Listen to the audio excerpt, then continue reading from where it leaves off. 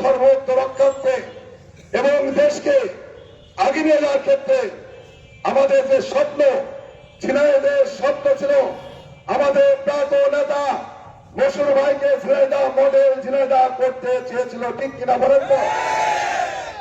এই মশিউর ভাইয়ের নেতৃত্বে ঝিনাইদহে যে সমস্ত প্রতিষ্ঠানগুলো হয়েছে সেই সমস্ত প্রতিষ্ঠানগুলো এখনো কার্যকরী পদক্ষেপ হয় নাই।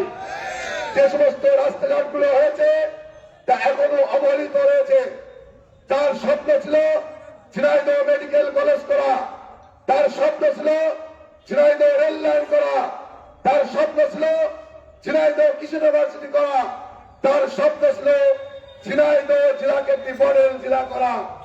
আমরা চেষ্টা করব সবাই মিলে, তার সন্তান আমি সহ আমাদের দলের সকল পর্যায়ের নেতৃবৃন্দকে নিয়ে সবাই মিলে আগামীতে নতুন ঝিনাইদহ গড়ব এবং আমাদের নেতা মশিউর ভাই